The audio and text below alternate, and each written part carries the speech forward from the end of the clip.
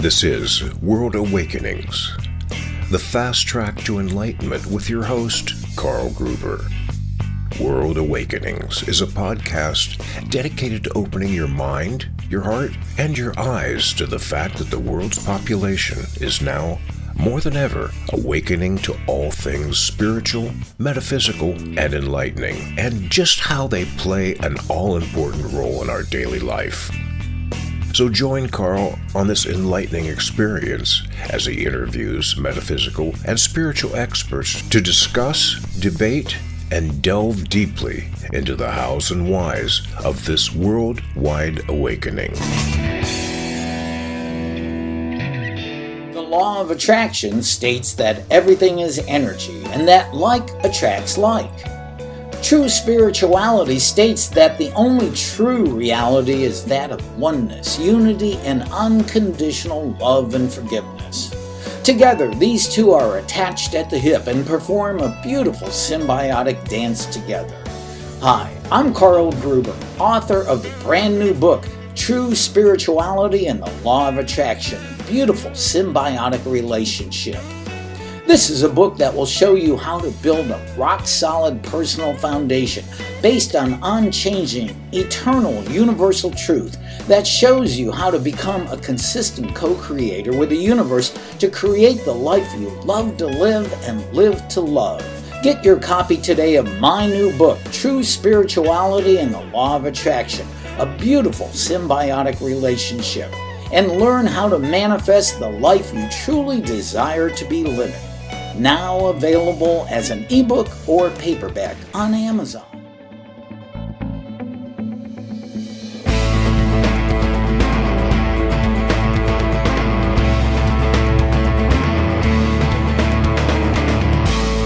Thank you for joining us here today for episode number 92 of this podcast, World Awakenings, the fast track to enlightenment.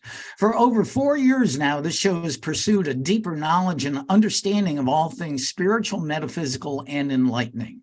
Now, we've done just that by talking one-on-one with some of the world's and some of not this world's top experts, teachers, masters, ascended masters, and purveyors of these topics. We continue this path with our special guest today. But first, I would love to have you get a copy of my new book, True Spirituality and the Law of Attraction, a beautiful symbiotic relationship, a book that will show you how to build a rock-solid personal foundation so you can become a consistent co-creator with the universe to manifest the life you truly desire to live. Now available as an ebook or paperback on Amazon. And also, please take a moment to subscribe to this channel so you never, ever miss a single awesome episode. Now, our featured guest is Brigitte Visser, our soul empowerment coach and light configurer. She delivers messages from many light beings to the aid of humanity.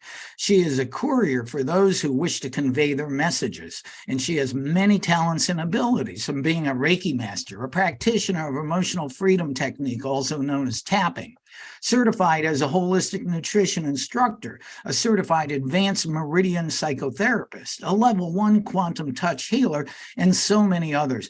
At one point in her life, she was also a professional model. Now, she is also an inspired channel for a collective of light beings, ascended masters, archangels, and galactics. And now she's also the author of her new book, Becoming Authentically Me. So, wow, with all of that, welcome, most talented lady, welcome. Thank you so much for having me, Karl. That's my doorbell going. Don't worry about it. It's going to shut off in a minute. No worries. We're just glad to have you here. So you have to forgive me. It's a good thing I have my coffee. My voice is a little shaky today for whatever reason. I went out for a run this morning in 35-degree weather, so maybe that's it. Woo! So, 35-degree weather. Yeah. Welcome. As in Fahrenheit? Yes, as in Fahrenheit, not centigrade. Oh my goodness. Yeah, so welcome to Ohio in the Midwest in the United States. But so let's pursue what you're doing. You have an amazing array of talents, but and I've been reading the first couple chapters of your new book. It's called Becoming Authentically Me, which is pretty interesting stuff. Now, by your own admission, you've had a pretty wild and diverse history on your journey to finding your true, authentic self. Can you give us a taste of your earlier years and how you got to where you are now? Well, I always say this, Carl, before I incarnated, I must have been off my face. I must have been drunk because I ticked every I ticked every experience in the box, right? And then I thought, yeah, this is going to be a walk in the park. Well, it wasn't. So, well, I was born back in the 70s, in 1974 to be precise. And, my early childhood, I remember I loved my early childhood. But then, trauma crept in. And by the age of 10 or 11, I was abused by a friend of the family. And in the 80s, life was very different to what it is now. So I just kept the lid on it. I didn't say anything. And, I just carried that with me. But because I carried that with me, it's like life started to get, there were kinks in the cable started to creep in, so to speak. And then when, because I grew up in Singapore, Malaysia, partially for about 5 years. And when we returned, I was 13, nearly 14, and then my dad passed away, coronary heart disease. But he knew he was going to cross over. He was very spiritual himself. He was too spiritual, so to speak. He was a Rosicrucian, and he didn't have that balance between the earthly and the spiritual. So, it was unbalanced, and he had a family to take care of, and he wasn't working. And I think what he was trying to fix, he was meditating a lot, right? But he thought he could cure himself. So he didn't take his medication. And one day he was cycling in along the beach in Holland, and he just fell off his bike, took a last breath, and that was it. And the doctor said, when he was, they tried to resuscitate him in the ambulance, got to the hospital, and the doctor let him go because it was just, she said if she had resuscitated him, he would have been in a vegetative state. And she didn't think that was a life for him. And my mother totally agreed. So from that, and then I was bullied at school because I was super skinny. I was really good at starving myself. I was a pro. That was my superpower, right? My mom had no clue because I would just make my sandwiches in the morning, take them to school, chuck them in the bin.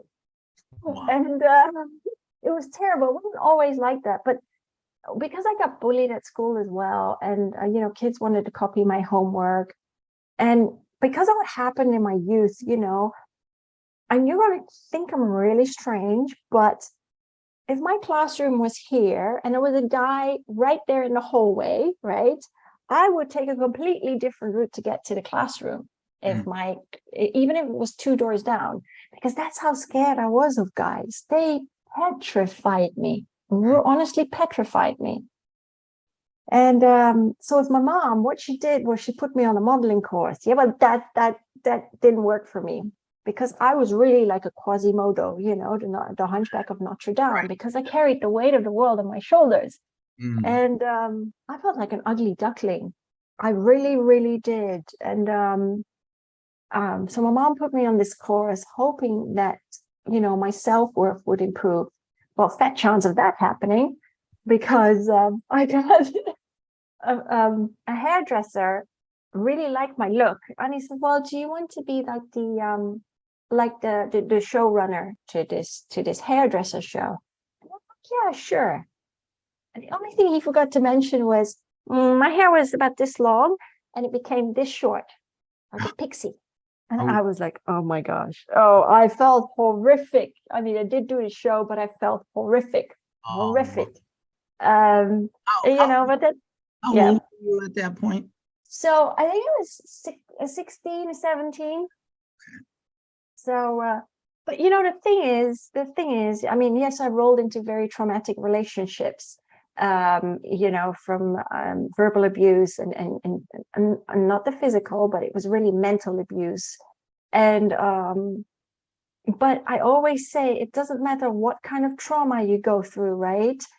I didn't heal my trauma. I didn't alchemize it because I didn't even know it at the time. And so I carried it with me. And because you have that trauma and you don't heal it, it's like you create another bit of trauma, and it just keeps going, right? Until a light bulb, you have that light bulb moment, and it's like, yeah, you know what? I need to heal myself. But even at 19, when I was 19, I finally told my mom after we watched an Oprah Winfrey show. She's like, well, you know what? I'm glad neither you or your sister got abused. And I just remained quiet. And that's finally, when I told my mom. And the first thing she said to me was, "Is your dad?" And I'm like, "No, it was, this friend of the family." And she's like, "If your dad had still been alive, I'm sure he would have murdered him or strangled him." Wow. So, yeah. That's interesting in that how many, all the people I've interviewed and friends I've talked to, how common abuse of a young child is, especially young girls, but young boys are abused too and bullied too. And it's just part of our crazy egoic world. I fortunately, as a youngster, I never had to go through any of that. And so when I discovered that how other people have had to endure that over their young years, I'm just flabbergasted at it. Yeah. It's just, I mean, I look back, people always say, well, you've been through so much. And I'm like, I look back and I'm like, yeah, but I signed up for it, and I wasn't one. Yes, I mean, I starved myself throughout my life, because I would always want to make a relationship work. The first time I met someone was when I was out in Istanbul. I was modeling and I was bartending, because the thing with me was, wherever I was in the world, I would always work. I would always find work, because that is the attitude that I had. And even though I was in toxic, relationships, the first one I met was when I was 21 and a half. And he's doing very, very well for himself now. He's married, he's got kids. I mean, I was twisted in my head, honestly, because it was like, oh, wait, the guy kissed me, which means, oh, hang on, I have to go out with him now, right? These days, if you don't want to go out, it's like, take a hike, mate. And but I was so messed up at the time because I didn't understand anything about guys, and I didn't understand how everything worked. And so I went out for him for probably like 3 years, and it was tough for me because the other thing was, because I didn't heal the trauma, I suffered from vaginismus. And many women suffer from this in silence, where it's difficult for them to have intercourse, because it's like, when we talk about quantum physics, right? You have this little hypothalamus in your brain, and it's like this little mini factory, right? And it archives all your experiences and your emotions that you have not, healed.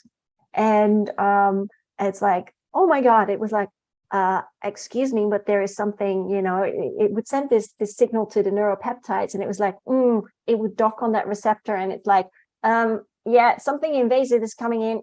No, that's how it works. That's kind of how it works. But so it was very, very difficult for me. And many, many years later, I think I was 39, I found out I had vaginismus. And that's because it's often caused by trauma in someone's childhood. And so, I mean, now it's, it's probably not as taboo a topic as it was back then, because people are far more open now. But I just didn't know. It was like my life was a puzzle. I had to figure everything out. So, but I chose, remember, so I had several toxic relationships. And the one that really car crashed me the first time was a guy who was from the US, met him on MySpace. I'm not sure if that even exists anymore. It's so long ago. And he was a crack addict. What the heck, man? I mean, I didn't even know. Whoa. I honestly didn't know, because it was like he would be fine for a long time, and then all of a sudden, boom. And so I know it's really bad, but I paid for him his ticket to go to Holland, because I was living in Holland at the time. And that's where I found out he went off the deep end and he got in bed with the Crips in Holland. And I had my life threatened. I tried to save him, but the thing is, I was a broken bird and I was trying to fix another broken bird, right? And that doesn't work because you need to heal the brokenness and the fragments of your soul, right? You need to piece yourself back together. And I was kind of deflecting. And a lot of people do that, right? They deflect because they're trying to fix someone else just to feel better about themselves. Right. And, I would try and find him jobs because I had a really good job. And it just wasn't working. And he wanted to get better. And all the clinics that we visited, and all the phone calls that he made, he couldn't get in because he didn't have a social security social security number for Holland. So that was the problem. And it just, the Crips held him for ransom. I think he stole a chopper bike and some other stuff. I mean, he pawned all my stuff, a lot of my stuff. But Wow. I've seen him with, I saw him with crack hands. I really thought he was going to die. But when they held him for ransom, it was, I did save his life because I helped the cops. And they found him, they located him, and they deported him back to the US. Mm-hmm. So, and that, and that way I saved his life. But the Crips threatened me, and they threatened, if they ever found Mark, they would, they said, you'll find him in a ditch somewhere. So my mom, she took me out of Holland in the space of like 2 days. And the cops said to her, that's the best thing you could do. I think the guy went on trial in Holland last year, finally, because they had to garner so much evidence over the years. It was it's massive trial. But so I got out, and I was very, I tried to exit this life, and I took a whole box of like aspirin or ibuprofen. It's called something else here, but that doesn't matter. And it didn't do anything for me. The only thing that happened was the next day I woke up with no headache, and that was it, and a good night's sleep, right? But I knew I had to make some changes, and I called up a counselor, and because my mom said just call up a counselor, and I did. But when I went to see the counselor, the only thing she said to me is like, hey, Brigitte, well, you're gonna be fine. You're strong enough. You'll be fine. But that's not exactly what I wanted to hear, right? That wasn't helping me. So I started to do my research, and then that's actually how I rolled into Reiki. And that really helped me so much at the time. It's years ago, but it really, really helped me. And from that point on, I just became like a SpongeBob for knowledge, because I really wanted to understand more, of the spiritual and healing and how everything worked. So, as you mentioned earlier, I studied a lot of healing modalities. It sounds like you came into life and went full bore into the experience of the 3D experience of human life.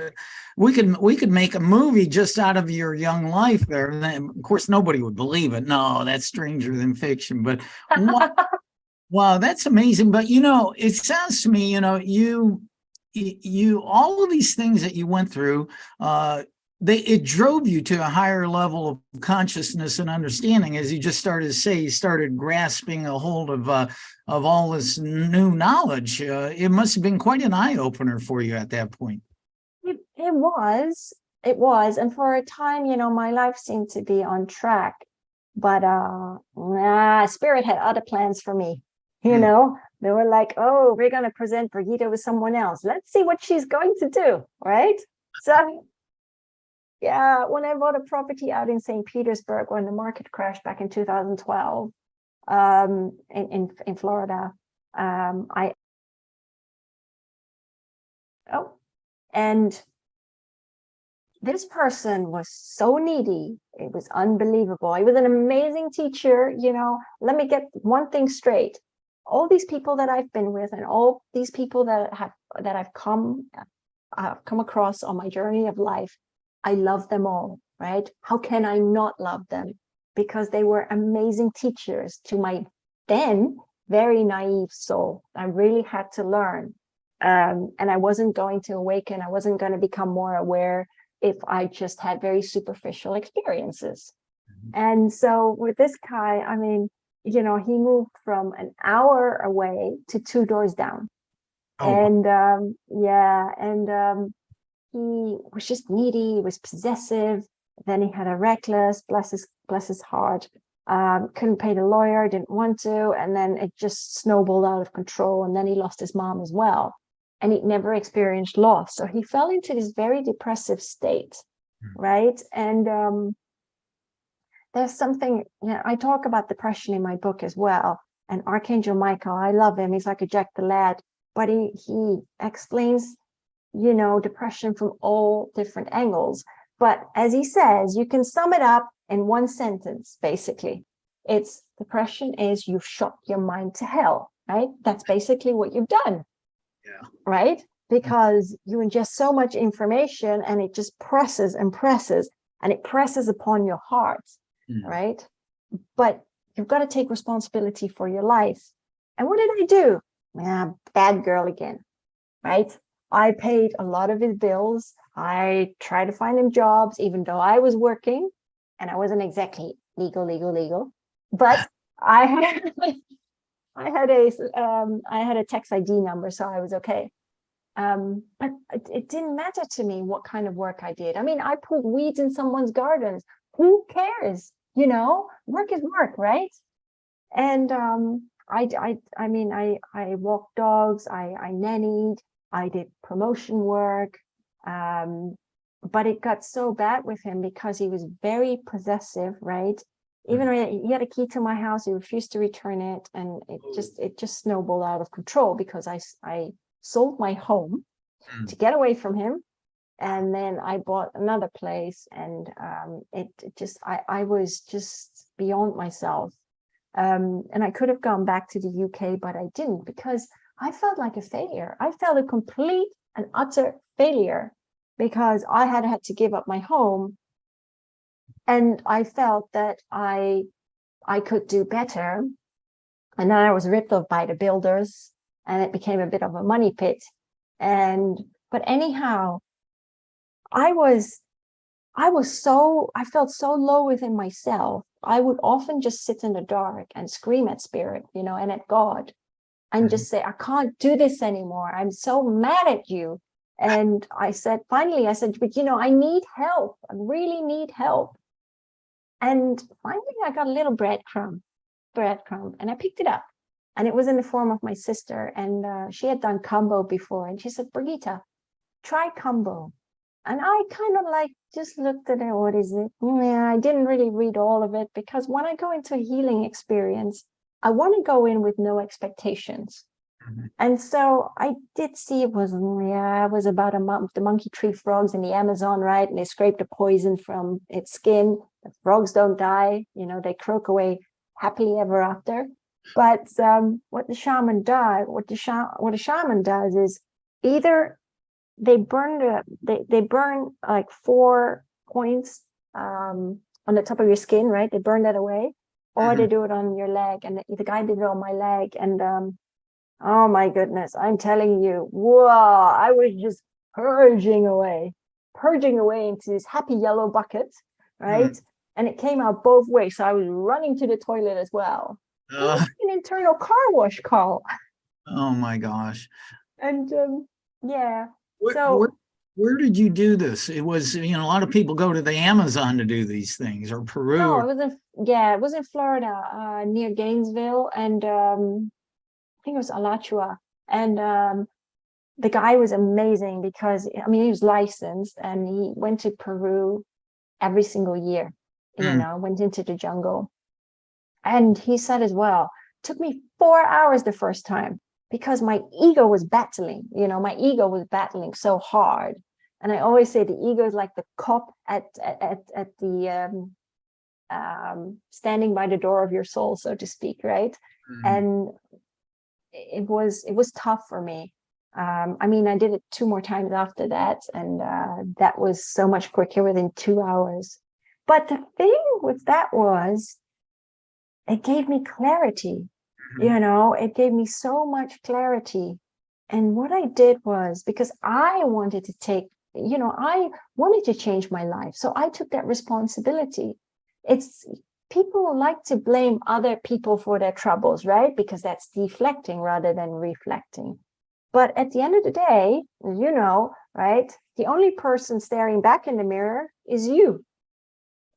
So you had finally reached a point in your life where you said, that's it, I can't take it anymore. And you decided to go towards a higher consciousness level and find your higher self.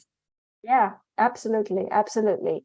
And then a few weeks later, well, I made a bucket list, like stuff that that I had already planned to do. My stepdad died in 2000. And I was 25 at the time, and that was hard on me. He died of cancer, and I had friends that did drugs, and I did drugs for like 3 months, and I could have killed myself at the time because I had a blackout one night, taking too many E's, and but I quit cold turkey. So it was recreational for me because I still went to work, but still, it just wasn't right. I did tell my mom, and the first thing she said to me, "Are you still using?" "No, Mom, I'm not." And I wasn't. But so, but I promised my stepdad back in 2000, I'm going to run for charity. I'm going to run for cancer. Well, that was a figment of my imagination because I kept running in my head, right? So finally I did it, and I started running for charity in the US. I did loads of 5Ks and 1 10K, but yeah, I even went skydiving because I have this fear of heights. So I did stuff like that. But one day Spirit was like, "Brigitte, you're going to this fair." It was 5 minutes down the road. I'm like, "Oh." And it was like, they like kicked me out of my own house. And when I went there, that's where I met my former mentor, Alania Starhawk. That's where I walked through the Akashic record holes, into my past lives. And that's where my life completely started to change. And it was actually very, very eye-opening. And I was never one to be very visual. You see, many people are very visual when they meditate, or or when they speak to other beings. I was never really visual. I always felt. And I went to one of her workshops one night, and I'm one of these people. I like to sit in my own little corner, like, leave me alone. And anyhow, it was a big group. And when Alania did a meditation, right, she counted from 1, 2, 3, did the meditation, and then 3, 2, 1, and I was back in the room. Heaven knows where I went, Carl. I don't know. I just zonked out. I must have gone to outer space somewhere. Wow. And yeah, everyone was saying, "Oh my gosh, I got this message, and I saw so and so," and I was just like, I was very upset, honestly. I was so glad I was sitting on my own because I was actually crying, and I was just wiping my tears away. Thank God nobody saw that. And but there was one exercise that Alania said really helped her open up to channeling. And that was, she just sat with a pad and a pen, and she just said, "Spirit, you know what? I am open and I'm ready to receive." And that stuck in my head. And so I darted out the front door, right? As soon as the workshop was over, drove home, and I sat down, had a cup of tea, and that's exactly what I did. Exactly that. And it just started to flow. And I think because my mind was I was done analyzing, I was so, out there, that I just started to write. So this was your first experience with channeling, and it came Yes. through in the form of writing. Yes. There was no speaking yet. And Nope. now they speak through you? Well, I hear them, and I just, so I verbalize their wording. But I still do that in a lot of writing. Unless I really have a message for someone, then I will give it to them. But yeah, it started with the writing, and it was really like old English prose. And I wouldn't know exactly what I'd written until I read it back. And from that point onward, I just started to do it every single day. Because, you know, if you go to the gym and you want to look better, then you've got to go several times a week, right? Right, right. So yeah, that's how it started for me.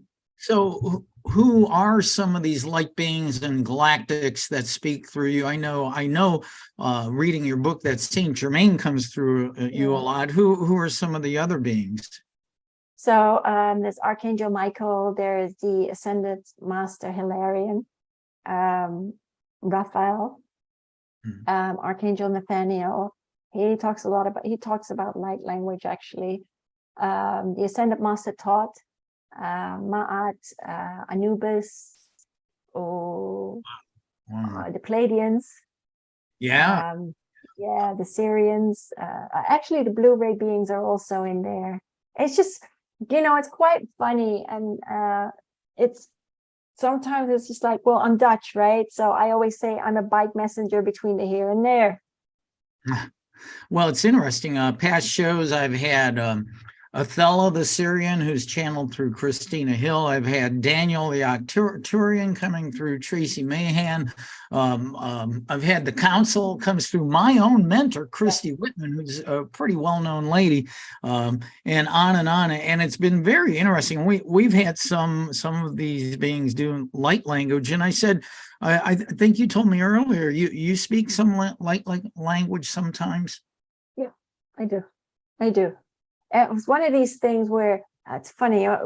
I know exactly when I need to be doing something, and I will find the right teachers. I'm pointed in the right direction. And it was somebody explained it to me. It's very funny. She's like, because it had to do with a past life.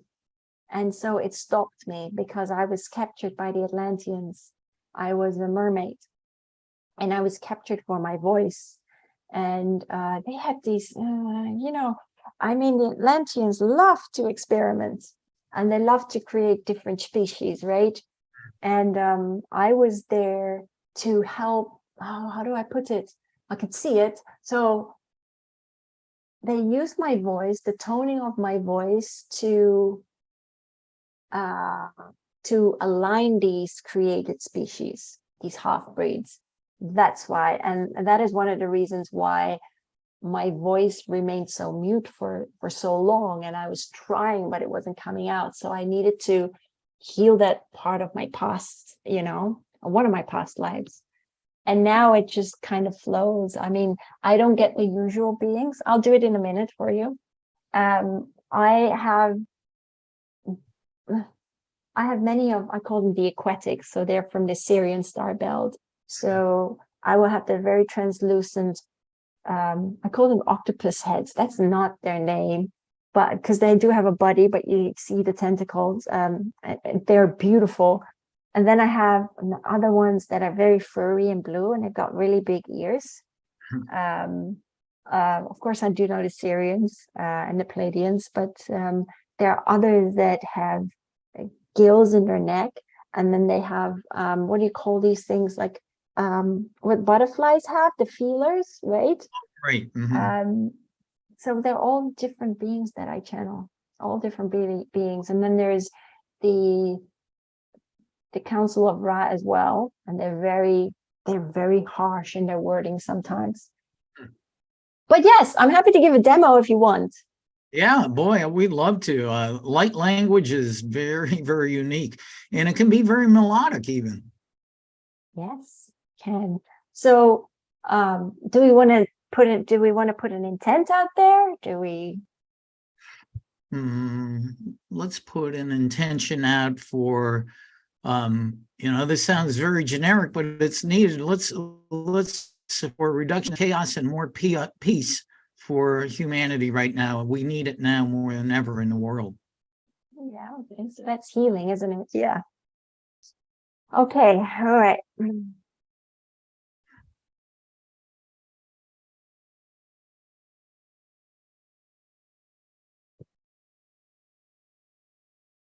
Okay, so healing. peace.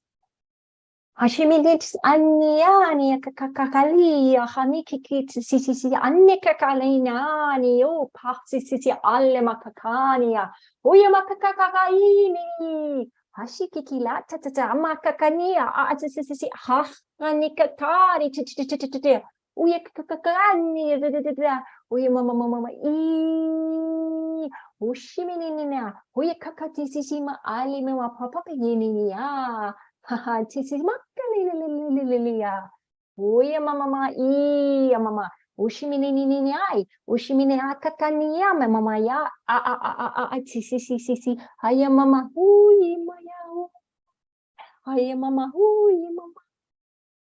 Haya mama hui mama. Haya mama kiki tiyama iya. Uya makakakarima. Wow. That is amazing stuff whenever I hear a light language. Yeah, and you and I talked about this earlier, even though we don't quote understand it, we do perhaps intuitively when we understand what the message is. Yes. It's the true, not only international, but intergalactic language. Yes, absolutely. Whenever I do this, it goes to my head and I'm like, what? Well, I'd love to talk about some other things that you do. And I was looking how you talk about how we're all conscious fields of energy. Why don't people realize this? And how can somebody understand this to awaken to the fact that they are conscious fields of energy? That's the same as what you're talking about in your book, right? Law of attraction. It's the same thing because we're energy and people do not realize that they're energy. They think like they're this big blob of organism, right? But we're not. We're actually, so when people don't realize that they are, how do I put this? Right, we're all divine alchemists by nature, right? But people don't realize that. And people don't realize that they constantly create and express themselves energetically, right? Because what you vibe out is exactly what you vibe back in, right? Because that's the law of energy, the law of attraction for you. And the thing is, once people become more conscious of that fact or become more aware that they're actually creating their lives, right? If you're going to say, I feel crap, my life is crap, this is crap, so to speak, right? Very black and white. Well, then certainly your life is going to be crap because that's exactly what you attract. But if you do it on the flip side, yeah, but there's still one thing. If you do it on the flip side and think, you know what, but I want this, I really want that. Well, and it's still not working, then you have to ask yourself, right? Maybe I need to heal up first because sometimes I'm my own worst enemy. I'm the kink in my own table. Mm-hmm. And so when you become more aware and when you start to heal up, then you attract a completely, you're on this different energetic resonance, so to speak, right? You vibe at a different level. And I always say you are the universe as much as the universe is you, right? And you need to dance in harmony with the universe, right? With the energy of the universe. Because if you're out of sync, forget it. I think that to me, the understanding and knowing that we are, in truth, a conscious co-creator with the universe of our own life is. The time is now for the world to understand that. And through my guests that I've had on and people I speak to and talk to, it's more prevalent than ever. And it's beautiful. Obviously, with 8 billion people on the planet, there's still most of them are caught in the egoic world. But this is a time of evolvement and change. And so many of my guests talk about we're going through an ascension of turning to crystalline structure and ascending to the 5D. And this is part of it, understanding it. And it's a basic concept. What you give is given back to you. All that you say and do, it comes right back to you. So if you're judgmental about something, no wonder if somebody judges you too. Absolutely. And it's it's all about learning to remember who we are. That's why we're here. And when we talk about from going from 3D to 5D, that's just a mindset, right? Technically it's just a mindset. It's that shift in consciousness. There's one example, thanks. That's Lord Sanat Kumara. I really like him. He's Venusian, by the way, but he says, I forgot about that example, but he's like, if you have a shelving unit, right, and you've got a radio and you put it on the third shelf, so to speak, right, and you listen to the music and it's all fine. And then all of a sudden, it becomes distorted, and you put it, because you're going to the fifth, right?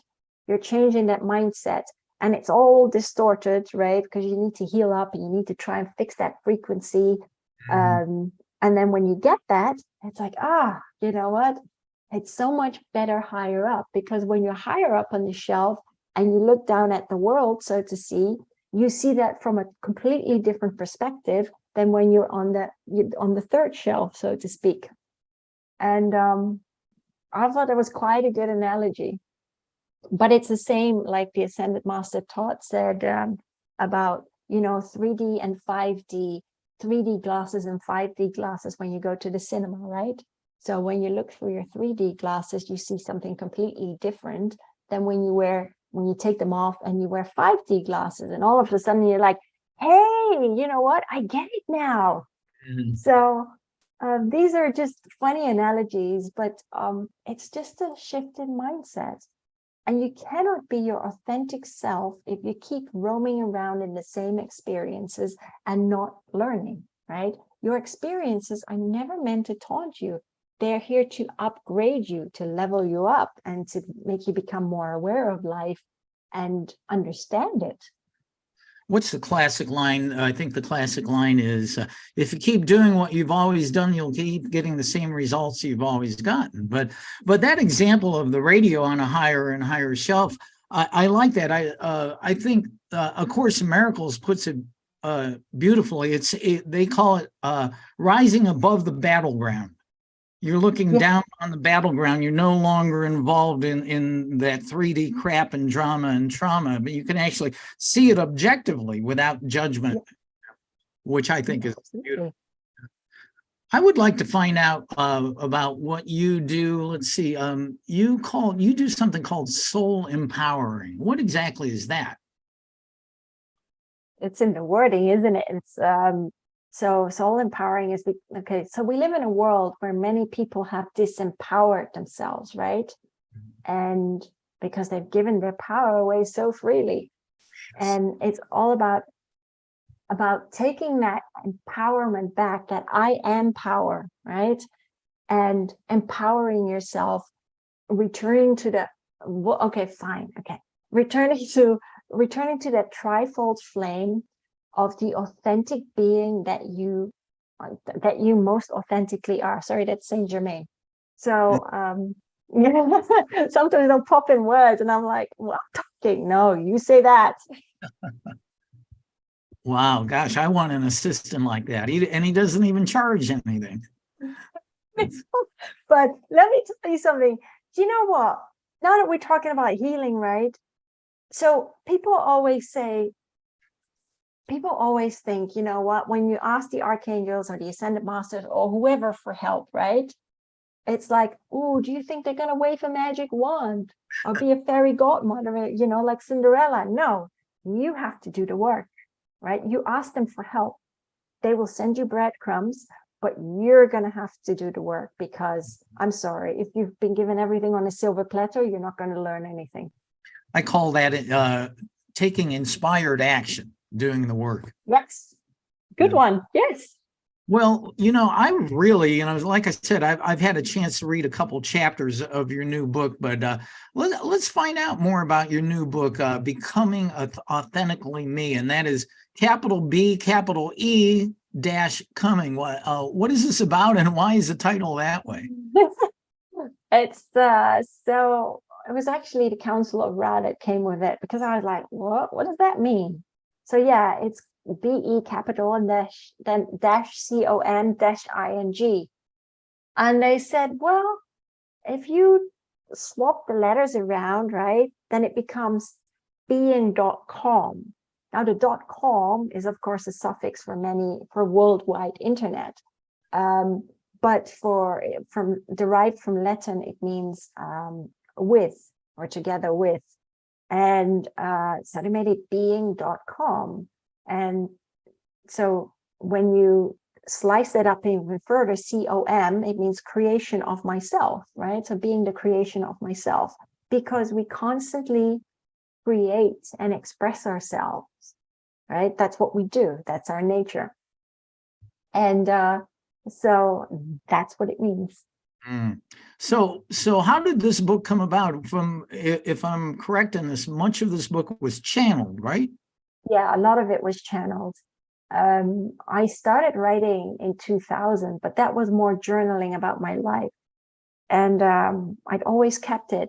But then when we went into this lockdown, right, which I do talk about in my book as well, but it spurred me on, and because of course I had my daytime job, but it spurred me on to finish writing the book.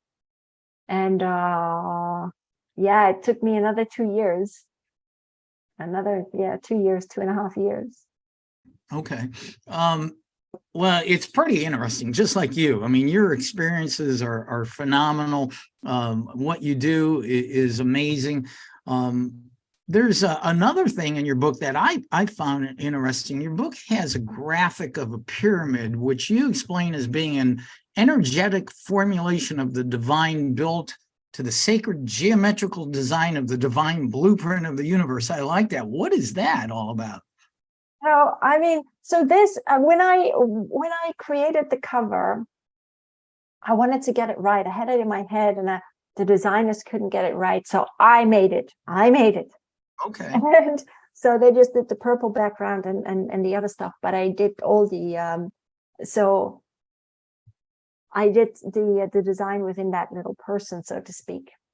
And it's really it was very interesting, because it was the various councils, but it was also the Galactic Federation, and I worked with them quite a bit. So it was very interesting that at top we have the star. It was the great cosmic sun, the creator of all creation, so to speak. Because you are part of creator, right? We're not separate from the whole. We're all part of creation. And that's why I always say we're brothers and sisters of the light. We pretend, like we don't know each other walking down the street, but technically we all know each other. It's just the humanoid experience, right? That's built the remembrance of knowing one another. So, and then in the middle, I talk about the middle is that Galactic Federation symbol, that starseed symbol, because we're all connected to the Great Council of Light, right? Of all cosmic beings, so to speak. There's no exception to the rule thereof. I always say, unless you perceive yourself to be anything else, then so be it. And then below that, there's the triangle. And I love playing with triangles, because I love the pyramids. I love sacred geometry. So it's funny how the Council of Ra will always talk about pi, right? Because you're nothing and everything at the same time. And there's so much beauty in that saying, you're nothing and everything at the same time. Because when you understand that concept, right, then you understand that you are that you create, you create your life. And then below that, we've got the lotus flower. And it's really about, I call that the I am seed, right? The I am seed of your ever unfolding, blossoming soul. And I say that because, we are forever expanding, we are forever evolving, because we are eternal in nature. And then below that, by the root chakra, you've got the earth star, And that's the Earth star that is anchoring the soul to the physical essence, your physical body. And it's just, yeah, for me, it's very logical. But I see humanity. I always say we're sacred geometrical beings of the divine, because that's what we are.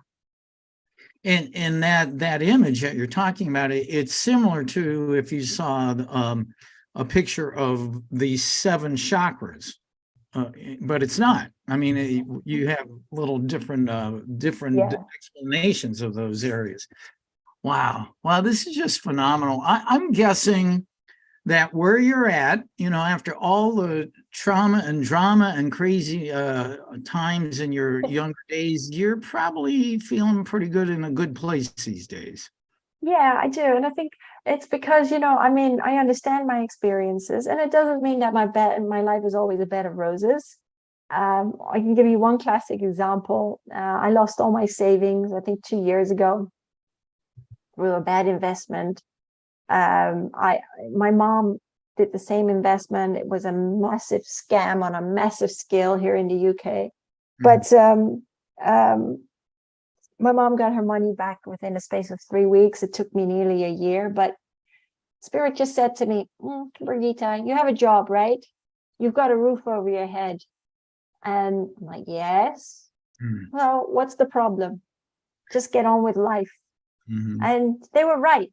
You can either let the experience define you, or you define that experience. It's a choice. And I thought, I'm not going to sit there and cry. And I was frustrated for maybe 30 minutes.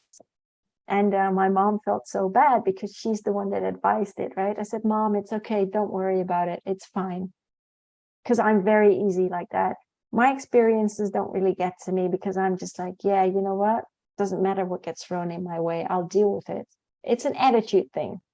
Well, I think that's beautiful to hear that about you. Is, another great quote from A Course in Miracles is, the past is gone and can touch me not.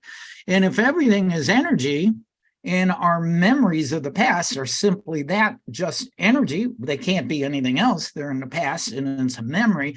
And if you continue to dwell on it, and you attract that same energy back into your life. And so if you understand that it's gone and can touch you not, you don't need to ruminate on it or stay there. Just, it's exactly what you did with that situation with the bad financial investment. Yep. Yeah, absolutely. And like I said, I think the most important thing, as Saint Germain always says, and that's actually the ending of my book as well, it's like, what is life about? It's about a return to love. No more or less, no more, no less. It's really about returning to a love of self and returning to a love of all, right?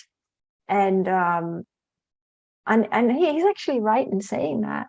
It's really that simple. But we've slapped so many labels on our mind, we've just that we're lost in this jungle of life. And I always call it, when you incarnate into this difficult part of the universe and planet Earth, it's like the insane asylum, right? Because as soon as you land in that insane asylum, you get born into this system, right? You get fed your meds, or you're on a drip, and you're like spaced out, and you're like, yeah, mate, I'm good, right? And it's just like, and then people start to awaken, right? They're like, no, there's got to be more to life. There must be more to life beyond this insane asylum, beyond this wall. And then they hop the fence, and then they're like, oh my God, life is so much more magnificent than, we ever imagined. Wow, we've been talking to Brigitte Visser, an amazing lady and author and channeler and healer. I just we're going to wind up here in a little bit, but I'm really curious. You have so many certifications and talents. Now I know you do Reiki, energy healing, emotional freedom technique, tapping, but I'm kind of curious. I don't know a lot about this quantum touch healing you do. What is that? I used to do that. So it's I mentioned this in my book as well. because quantum touch is really about directing the energy, right? Directing the energy consciously. With Reiki, you don't do that. With Reiki, it's like hands-on healing, but with quantum touch, it's also working the breath. So, because the breath is so important, people don't always realize that, because we breathe up to here, so to speak, right? We shallow breathe. And I mean, I meditate every single night, and I do the proper from up here to all the way down to the root chakra. And that's how you reach that 0 point. But the thing with quantum touch is it's just very directed. It's very conscious. And you really have to breathe properly and direct that energy to the place of discomfort. There are so many modalities where we heal and move energy around, and I think that's the beauty of a show like this, where we can sit and investigate and talk about these things. You know, if it was just 20 years ago, you know, much of the stuff would have been taboo, or people, you talk about it and, oh, that's all woo woo, and you know, there's those people out there that consider it that, but more and more and more, and millions of people, like we talk about, the humanity is going through an evolution and awakening to all of these beautiful things. And of course, we have all of our friends in the unseen realm that come through you and visit us and are here to help humanity. And I just think it's beautiful. And you know, I would like to ask you, how can people get your book, it's becoming authentically me, and also how can they get in touch with you? You have a website? Yes. So my book is available on Amazon worldwide, and they can get in touch with me through my website, powersoulhealing.com, or via my group page on Facebook and Instagram, Universal Light Warriors. Okay. Wow. And all I can say is that your life is not boring. You're not boring. This is just so fun to talk to you. I love your laugh, and you have a beautiful smile. And thank you so much, Birgitta, for being on World Awakening. It's been a blast. Thank you so much for having me, Karl. I had a blast as well.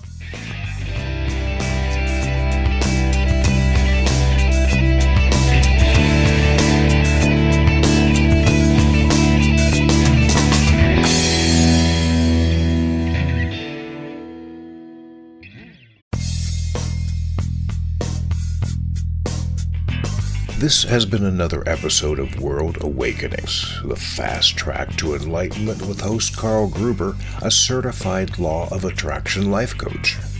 We welcome you to tune in to each and every episode of World Awakenings as we open your mind, your heart, and your eyes to the fact that the world's population is now, more than ever, awakening to the truth of all things spiritual, metaphysical, and enlightening, and just how much they play an all-important role in our moment-to-moment daily life. Much love and light to you, my friend, and thank you for tuning into World Awakenings.